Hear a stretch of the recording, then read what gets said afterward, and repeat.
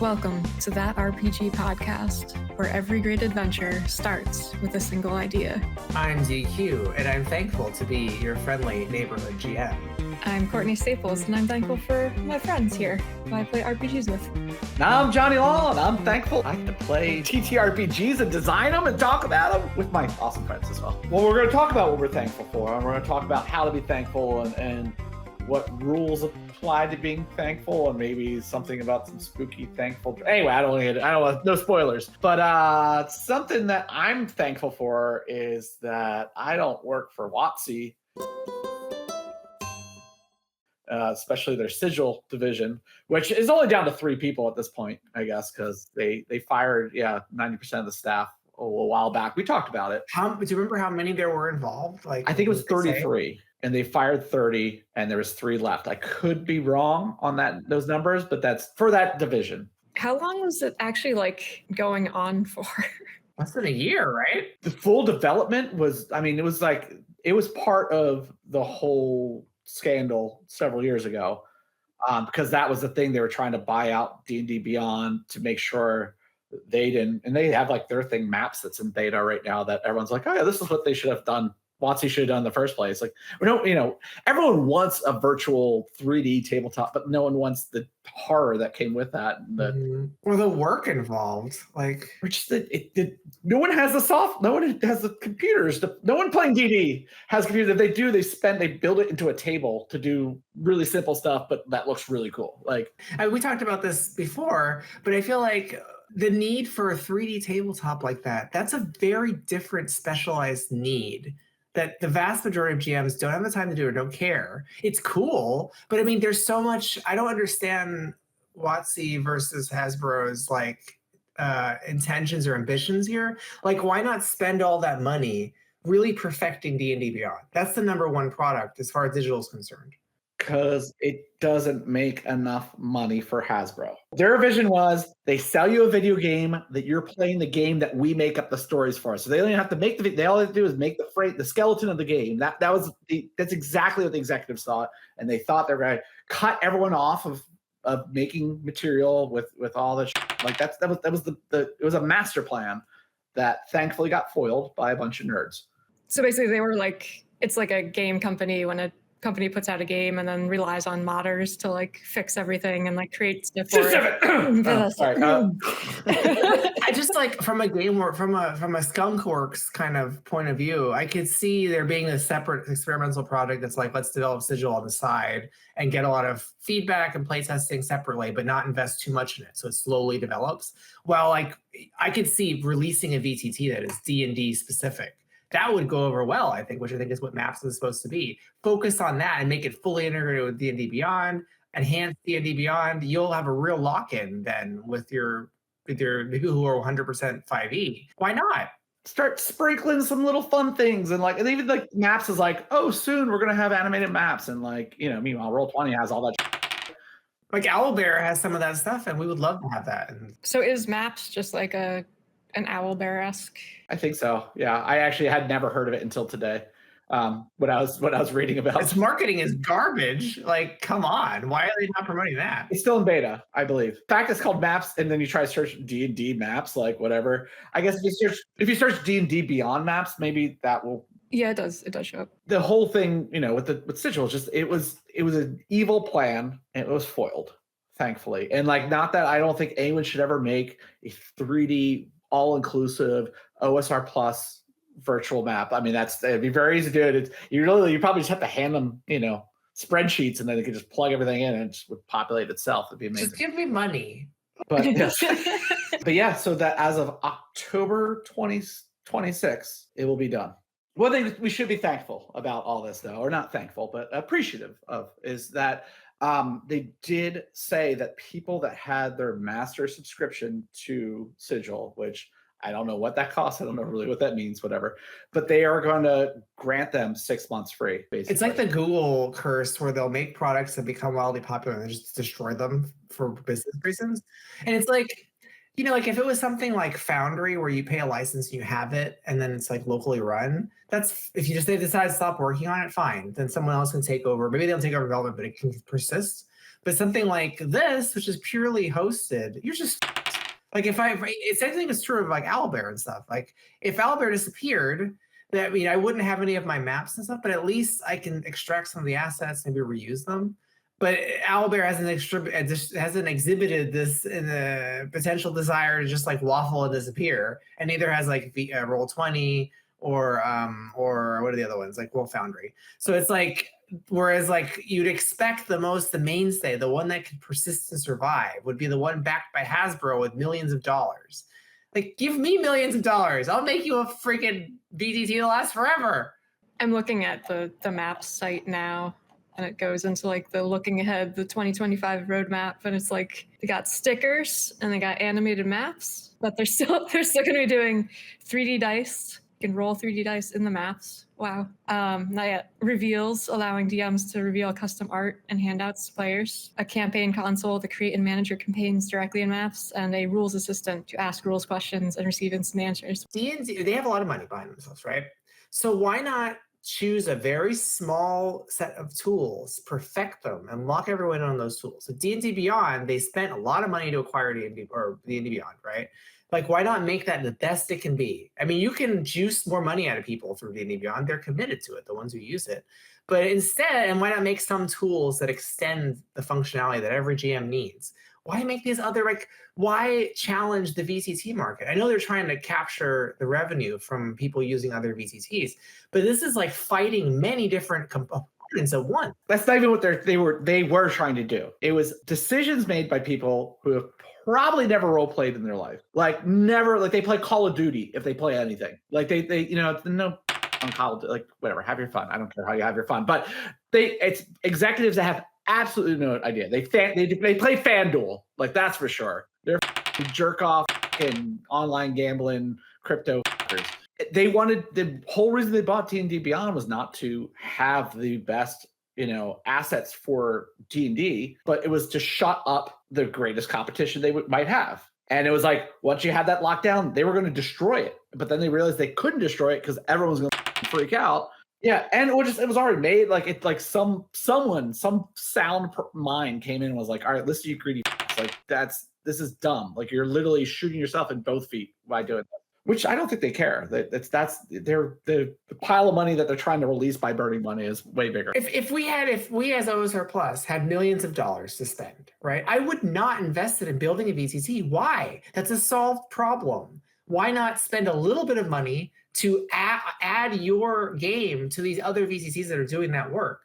It doesn't make sense. It's like a web company getting into buying real estate. Like, why would you do that? That's not your expertise, or the inverse. It's just a waste of your money. Because that web company was owned by Donald Trump. Like that's it's not a sensible idea. It's just like, oh, I do this. This works for me all the time. I'll just like throw it, and then we'll sue him in the end of it. In summary of what Daniel was saying, if you just give us a bunch of money, we'd be very thankful for it, and we would do cool stuff with it. So if you could just, yeah. I can't guarantee a return on your investment, but what I can guarantee is you'll be able to play games for the rest of your life, which could be a return on your investment. Yeah. And I will or will not send you pictures of my junk, depending on what you like. Yeah. If you want it, we'll do it. If you want that. Mm-hmm. I'm easy. I'm not cheap, but I'm easy. I think we're all willing to be prostitutes. I don't know, I'm getting a little hungry. Yeah, speaking of things that you can put in your mouth.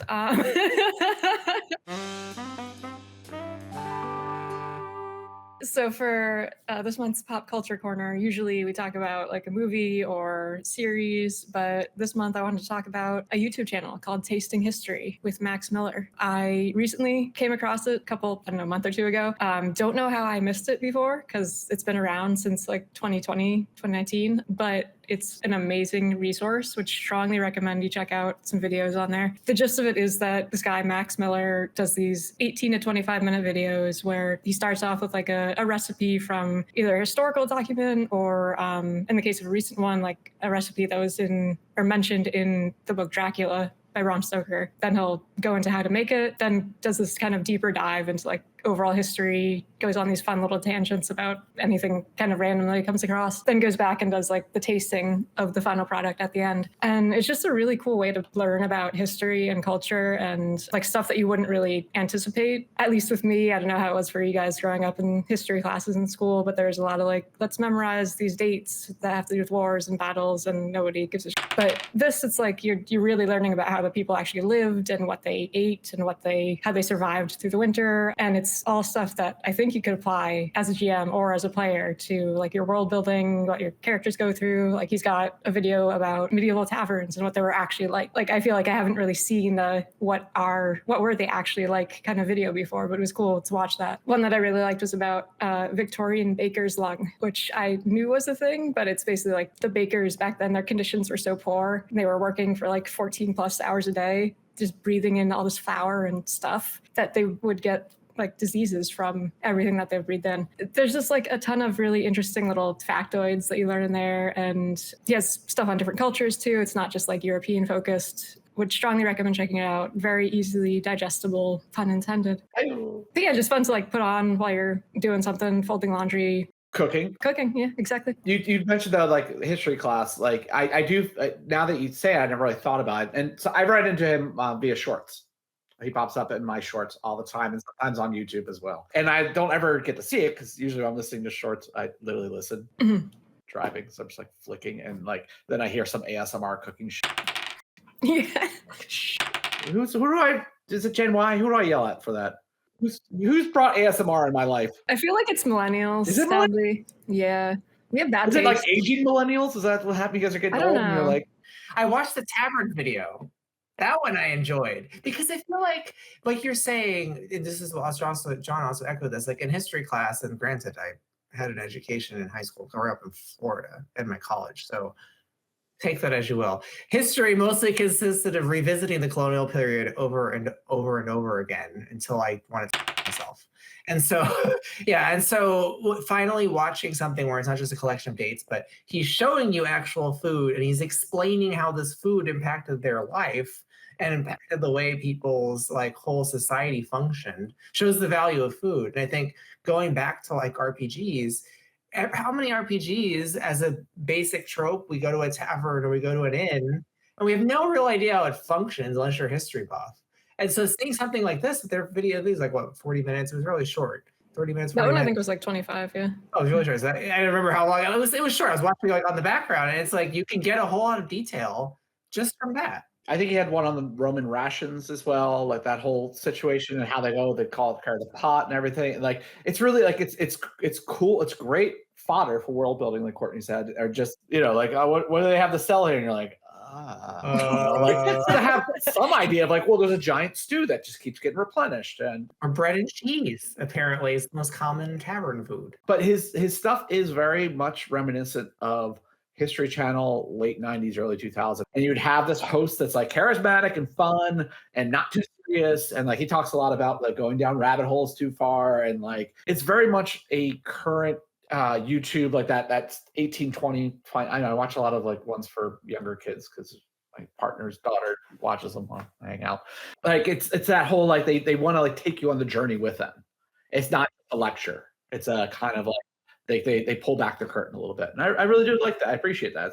It makes it a lot easier to absorb. Yeah, and he does read from like primary sources and he cites his research and information and stuff. And even that's like cool to see firsthand accounts of things, like people complaining about the sorts of things that we still complain about today. Or there was a video about dog food that he did recently or at some point that I watched. And that was interesting. Just like, you don't really think about like when did dog food as a product kind of originate, but it is kind of cool to look back and like, well, it didn't really fully originate as a product until the 1800s, but it was, for thousands of years before, like people were feeding their dogs just like scraps and bread mixed with milk and stuff like that. And this Costco chicken's good till 5 days for me, and then the other 2 to 3 is to the dogs. I think the problem lately is that everything, of course, has devolved into TikToks and Instagram shorts, right? And it's all flashy and really fast, and there's no time to take a breath, and we're trying to communicate an idea in less than a minute. Whereas, rarely you encounter videos like this where, sure, there's still flashiness and it's still cut tightly,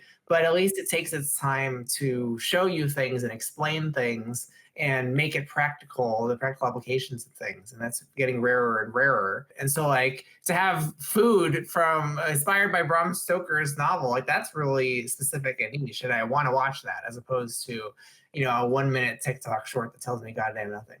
And it's funny that you say this because it literally, like I said, I knew him from shorts only. And I always liked his stuff. And I try to, once again, I'm driving, so I'm not engaging with it, but I will double tap to try thumbs up. That's good because I want to hear more of the. I want to hear some science stuff. I want to hear some food stuff. I want to hear some funny stuff occasionally. A couple comedians, like that's exactly what I want. Well, I mean, that's the kind of thing where if they make shorts of it, it actually is helpful because at least the source content isn't slop, what the kids tend to call slop, which is actual slop. Kids these days. Kids. But I was amazed at how smooth and similar the long form actual content was, because it was very. It had chapters to it. It had it didn't feel like it was just a long drawn out version of the short, or the short was chopped up, or it's impressive. He deserves a lot of recognition. I'm glad you're bringing him into this conversation, and think it's a very interesting concept too to bring that into your games. It's about immersion. It's so much more immersive to go to a tavern that's serving the sort of things he talked about that makes sense fictionally in context than just to say you get some ales and a crusty bread. I feel like food and fashion, I guess art too, those are things that are often kind of left on the wayside when it comes to RPGs, unfortunately. But I do feel like they're what make history the most interesting overall. So would recommend if you consider yourself somebody who isn't really interested in history, try to approach it from that kind of angle, because you might be surprised at what you can learn. It'd be a really interesting book series to put out, RPG, like fashion, food, art, put together collection, basically lookbooks, but just ideas of. You could do different settings, right, that are inspired by history. I took a fashion history class in college, actually, it was interesting because it was me and a friend of mine who were not fashion majors, and everybody else in the class was fashion majors. We were kind of the odd ones out. It was interesting, definitely, looking back at the fashions of ancient civilizations, and it's just it's out all the time. Hell yeah, babies ain't gonna feed themselves.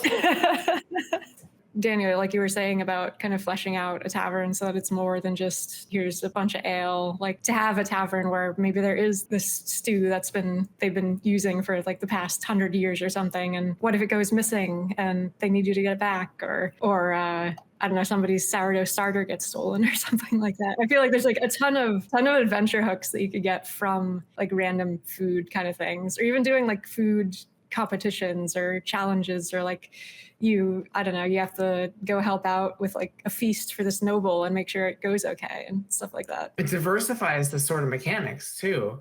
Think of all the games where the struggle with a lot of jams and trad games is everything's combat. But if you had a food eating competition or impress the king with your pie, that's going to require all kinds of different skills that we don't get to use a lot. So first off, I love the idea of the pot, the never-ending pot, just in general. Actually, I don't love it in general. I don't think I ever want that. I know places do it. They've been doing it for decades, if not hundreds of years, supposedly. But I love the idea though that you could have your table talk about the ingredients that are being brought, or it's a good engagement point, especially if kind of how to frame it as a jam. This is what's happening in this place. What are they putting in the pot? And then allowing your table to do that. That's very cool. And same thing, the hunt for the feast, that's something where they could add to that. Why do I feel like I've heard about that concept before though? For feast, I don't know, whatever. Maybe you have some kind of foresight that you're unaware of. Yeah. Foresight. Or maybe it's being force fed to me by someone. But not through your brain, by some other means. Yeah. Shoving it right down my throat. My little throat. So this month's, do we have it spelled out for you? I think we should focus on a fantastic Thanksgiving spell. Although if you're the receiver of it, you're probably not so thankful. But it is a horn of plenty of sorts. Sometimes it becomes a horny aplenty, depending on who's in charge of it. Basically, we're going to talk about is a spell called Tipple. That's Tipple. It's another word for a little nip and drink. And in this spell is the type of magic is sorcery. So it's going to be using your smarts to, or actually your smarts. That felt like that was more psychic, I guess. What's smarts like? I think smarts. I think it's and There's your types of magic. But anyway, type of magic is sorcery. The school of magic is force, which will make sense when I read it to you. You telekinetically move a volume of liquid equal to the area of effect to the lips of your target within the area of effect for the duration of the spell. If the target is unwilling to drink, they are entitled to a spell check, and if they fail, they are considered entangled as the flow of liquid drowns them for the duration of the spell. A victim who is drowning for more rounds than they have mighty is automatically placed on death's door. So you can kill someone with the spell. Why have we not used that part? If you subject a victim to forced imbibing in this way, you must concentrate on the spell or the spell ends. So for those of you listening that know nothing about OSR Plus or just learning about it as we speak about it, your area of effect is either like a personal space, like close, a melee space, which is like kind of like how much you could move walking in a short period of time, or an encounter space, which is basically the whole fight. So basically, you could take the whole fight's worth of stuff and just shove it down someone's throat, and that's it. Like, I mean, I guess you got to have stuff. Like, you have to be like in an ale house or have a, ocean or urinals or something. I don't know. Form of liquid, blood, like. But you get to shove it. We've never seen someone drown someone officially with that. Is that new? Is that a new rule? Has that always been there?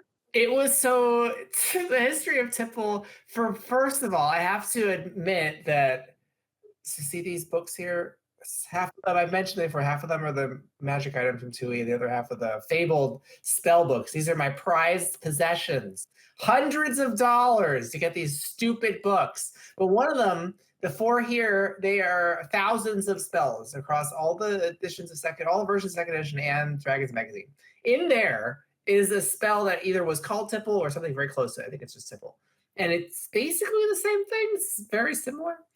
So it's stolen from there. But when I played way back in the formation, before I was creating OSR Plus, I was playing with my friends from elementary school who came visit me. We did like a game for a week, which I talked about before. We had this wizard, was one of the players who he intentionally picked what he thought were the worst possible spells from second edition, the stupidest ones he could find. And he played this hobo wizard who was like, he sounded like the guy from, who was like, talks really droning and complains about Star Wars. He sounds like that guy. And so he had Tipple, and he would use it to drown people, basically. And so I'm like, well, I've got to preserve that spell and move it into the system. So that's where it comes from. I don't remember the fact that you can, like, it being written that you can drown someone. I think we added rules to make very specific about how it works. But that's how drowning works in general. Like, you only have as much time to breathe as you have mighty in terms of turns. Yeah. I've seen that happen in a game or in space or like a void astral veil kind of thing. I've seen that pop up. But I don't remember all the time that I've seen Tipple used. It's mostly been Dungeons and Flagons. So where we have no qualms about just killing people. Yeah. So I'm curious though, like, what are the limits or definitions on volume of liquid? Because now it is like, can you take somebody's blood out of their body and like shove it back in their mouth or something? Well, you got to be able to see the volume, right? Because the spells require a line of sight, so you can't see their blood. What if you gave a fate point? I mean, if you gave a fate point, maybe cut them open slightly. You could start. What if you have ultra vision, so you can see like X-ray vision and stuff? Now that might require what we're going to talk about, which is called a ruling. New character concept. Okay. It's like, I'm gonna be in my bunk. What I would say, if I was a GM, and I'm not going to get into deep, I would say, well, read me what ultravision says, and then I would make a ruling, and we'll discuss that. Does filler or Botox count as liquid that you can move around? Is it liquid? Yeah, if you can see it. Spells in OSR Plus require line of sight, unless they say otherwise. Okay, if I have like an opaque bottle of wine, I cannot see the liquid, so I can't interact with it. So it has to be why would a bottle of wine be opaque in the first place? You're talking about like a clay pot from like ancient Greece? I don't. Like, yes, I'm saying as an example. What's that? I mean, you got to set some rules here, Courtney, because wine's not opaque normally. Let's Bottles aren't say opaque. it's a solid opaque glass that it's in. It's a black bottle of like edgelord wine that some necromancer has. Then it's garbage anyway, and you should throw it out. Okay, I have spoken. So okay, if it's in something that you can't see inside of, you can't interact with that liquid. So if I have like a water skin, I couldn't do it. Okay. You have to target a volume of liquid. If you pour it out, then you can target it because it specifically describes targeting a volume of liquid. You can't target a container that has a volume of liquid in it. You got to target the volume of liquid. I mean, I'm sure someone could be pedantic and argue, well, it says target a volume of liquid, so you're targeting the volume. Well, you know what? I say that. Go. That's why I say that. So also, they're forced to drink. What happens if they're forced to drink a lot? They start drowning. Well, it says that if the target is unwilling to drink, they're entitled to a spell check. And if they fail, they're considered entangled as it drowns them. I mean, if that would be another case where ruling happens. If they're willing to drink and you put a fire hose into their mouth, probably as a GM would eventually say, well, you're probably drowning now unless you stop drinking. All right, so way spells work in OSR Plus for those out there is that you pump MP into them. And so typically spells at their base level are for 1 MP, they affect just a personal space, unless told otherwise. And the duration of it is your level plus the MP put into it. So in this case, if you had a personal space full of liquid, which does that also include vertical? Like, I don't know. I think that's more of a ruling thing. But something it's a volume of liquids. So it should be.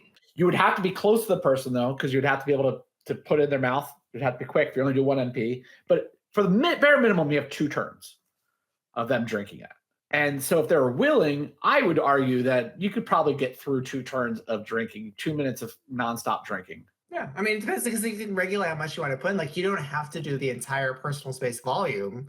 That's your max at 1 MP, right? So if you wanted to let them drink like 3 glasses of wine, you could do that and just give them 3 glasses. You would literally have to be standing next to an aquarium full of your full size. Like, yeah, I'd say. So it might just be, yeah, it might literally be like, what do you have? It's literally like it's a punch bowl. And you're like, okay, cool. You just chugged a punch bowl, which is fine. I mean, lava is liquid, right? Things like that can work. Mm-hmm. You just have to have access to it. Is lava liquid? I don't know. Is it liquid? I'm just guessing. Non-Newtonian. Is it like but it says fluid, right? Not liquid. A volume of fluid. No, it says liquid, not fluid. Okay. So if lava doesn't count as liquid, then it wouldn't count. Depends on I don't know the definition between liquid and fluid. The robots tell me yes, lava is liquid. Oh, there you go. Let's see, what is yeah. Yes? Are they just synonyms? No. Is that what it is? Why are you gonna have AI interview and then I go down to the next thing and it just says, and it's like it's a open up like a accordion and I open up it's AI overview. Yes, lava. It's the same thing that I just read. No, I want more stuff. Google. Come on. AI everywhere. Just AI for everyone. So are they just synonyms? Is liquid and fluid the same thing? That's another question. Because that's the kind of thing you would entertain in a ruling too. I'd ask them, well, what is a liquid then? What is a volume? I mean, what is a fluid? And if it counts, then why not? So liquid is one of the phases or states of matter. Fluids flow and have some viscosity. So a fluid is in that state, basically? So liquid, you have to refer to a phase diagram to determine if something's liquid. Now, I'm reading on the other side of this. But something could be fluid but not be liquid. Like Vaseline, I wouldn't call liquid, but it's fluid, I believe, because it can flow, especially with pressure. Yeah, because that's another thing to consider is which we're getting into ruling territory, but the spirit of the rule. There's rules as written, and then there's the spirit of the rule.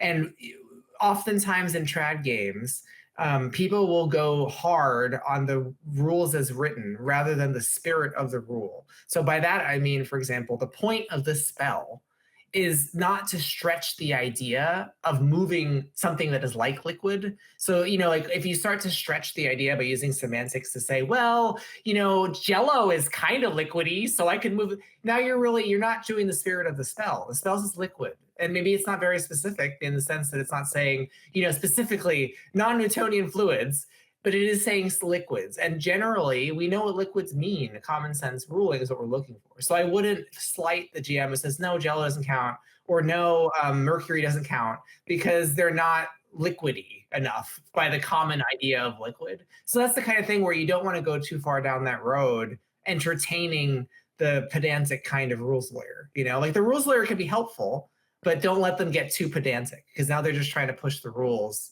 for for a reason that violates the fiction, is what I would say. What if I had a fate point? Well, then you're talking about a different story. Okay, then we're going to the back alley. Yeah, if you give me a fate point, we can talk. You had my attention. I knew. And that's a good way to put it too, in terms of what we're going to get into, which is ruling, is that, like my curiosity has to do with interpreting the rules as written, right, as a GM. But my attention is when you give me a fate point, so we can start twisting those rules to do something narratively interesting that goes beyond what the rules specifically say. Let's stop beating around the bush. Let's take our shots and let's get into it. Let's get into some rulings. Yeah? All right, yeah. On our next episode. Next episode. Yeah. Oh shit. Yeah. Sorry. You fucking losers gotta wait.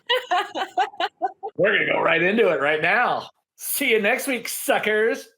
Thanks for listening to That RPG Podcast, where every great adventure starts with a single idea.